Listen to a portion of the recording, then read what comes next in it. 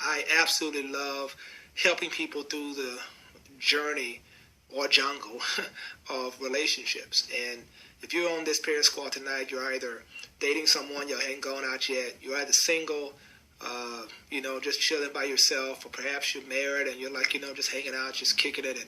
But I think the relationship advice is good for everybody because, it is just incredibly important. Yes, by the way, somebody's asked where we're streaming. Go to mtzionanywhere.org. You can download our Mount Zion Baptist Church app from Nashville, Tennessee. You'll see it, and you can actually watch our services live anytime. But relationships, guys, are just amazing. And I think people ask me all the time, Bishop, how do you know? How do you really, really, really know if this is the person for you? How do you know if it's the one? So I'm gonna throw out a few points, and I want you to talk back to me, okay? What I want to do is throw out a few points. I'm going to throw out 5 of them. And I want you to talk back to me and let me know if you think that this is like a point you could say I could receive that. I see where you're coming from. If you kind of have a question about it, you can say, Bishop, elaborate more, all right? So I'm doing my countdown too because I got 25 more, y'all. I'm at 19,000. Now, woo, let's do it. Let's go. All right, number 1. Because what I'm suggesting is that you have a 3-tier attraction, right? That's the first point, 3-tier attraction, which is spiritual, intellectual, and physical. Now, what I mean by that is that you are attracted in all 3 areas, and you're not compromising one for the other. You really know it's the one because, number 1, spiritually, you're equally yoked. You get it. There's a spiritual sense of passion for the Lord, for the things of God. You don't have to beg the person to come to church. You're in the Word together.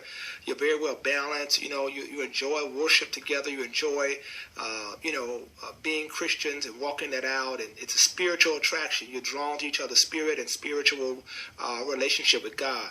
2, intellectually, you challenge each other. You're drawn to a person's mind. They challenge you every time you talk to them. You're sharing things about ideas and strategies, and iron is sharpening iron. And you feel like, man, every time I talk to you, I feel like I get better. I feel like you're always pushing me to the next level.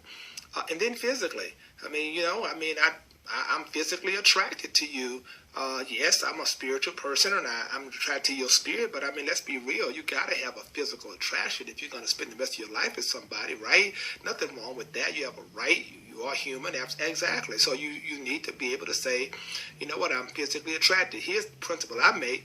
Let's assume that you are spiritually attracted to somebody and you are intellectually attracted, but you're not physically attracted. But you say, you know what, that doesn't matter. You know what's going to happen. You're going to have to force yourself to be physically attracted to them in marriage, and ultimately you're going to be drawn. And somebody will call it shallow, but the devil will always tempt you in the deficit in which you act, that you have in your relationship. So if it's intellectual deficit, the devil will connect you with somebody who's intellectually brilliant, and all of a sudden now you start looking outside of the covenant because of what's missing. Right? So you kind of have this, Mr. Potato Head relationship. I get this from this person, that from this person, this from this person, and that's just not smart. So again, you have a right to really, really, really, really want what if they don't love the Lord but don't have a what if they love the Lord but don't have a church home?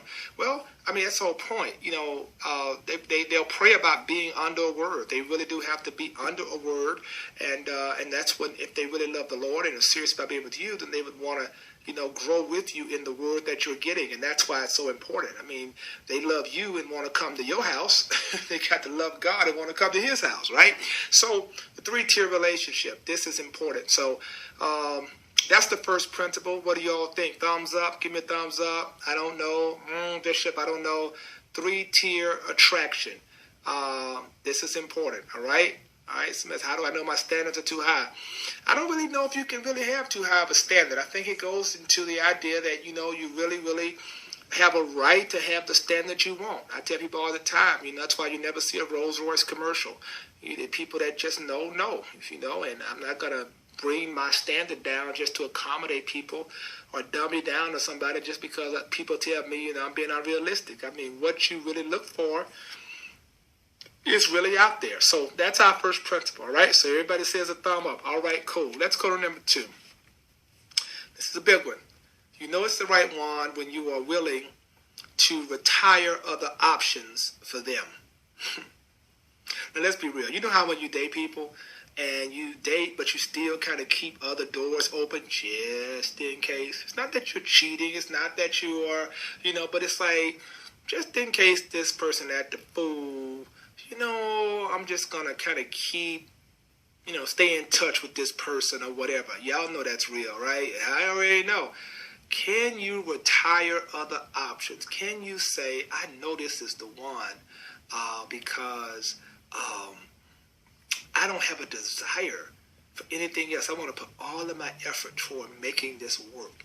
That's when you really know, right? No boyfriend number 2, right? Exactly. You really have to be able to say, you know what? I really, really am connected to this person, and I have really closed the door. That's a big one. So, all right. So I hope that helps. All right. No side chicks. Exactly. That's important. All right. Y'all agree with that one? That's a good one. All right. Cool.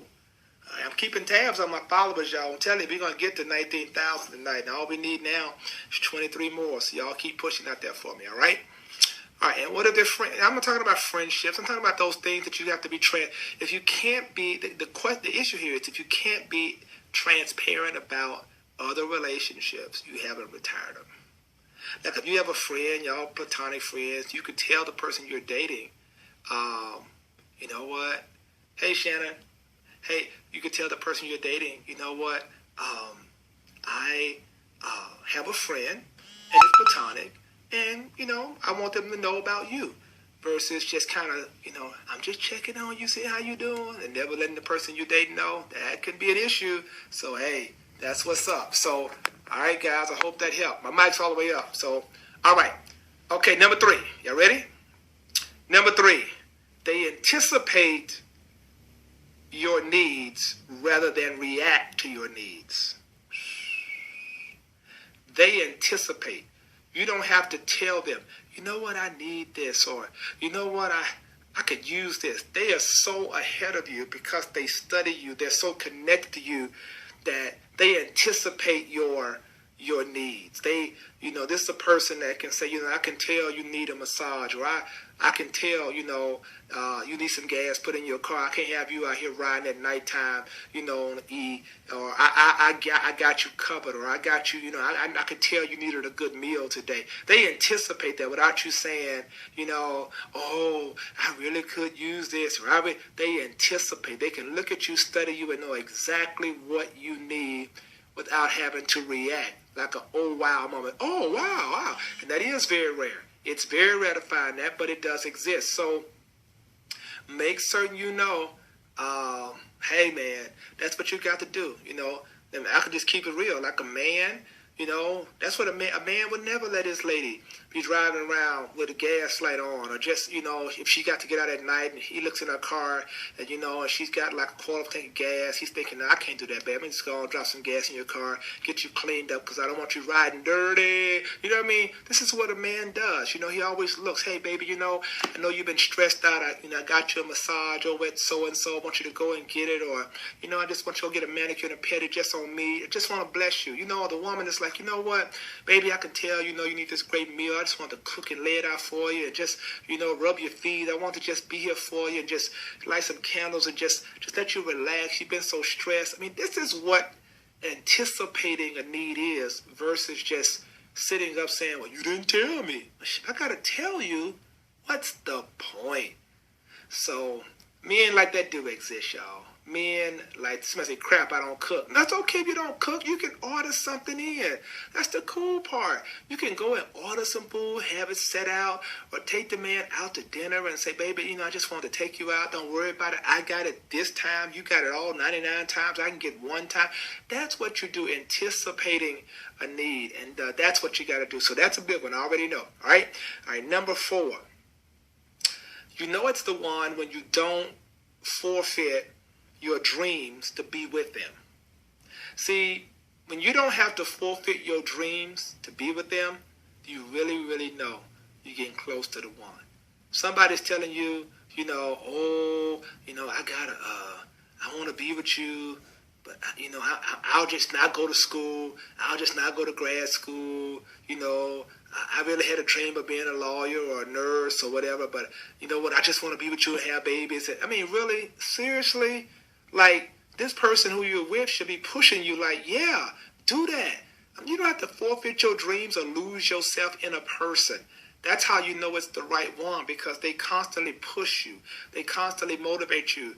They're not intimidated by what's happening in your life. They celebrate you. They say, you know what, go get it, go do it, and they celebrate all of that. And that's a huge thing, guys. That's a huge thing. You really gotta get that. That's a big thing. So keep that in mind, guys. All right, we're 20 away. We're 20 followers away, y'all. Woo, 20, guys. Just 20 away from 19,000. Y'all gotta help me now.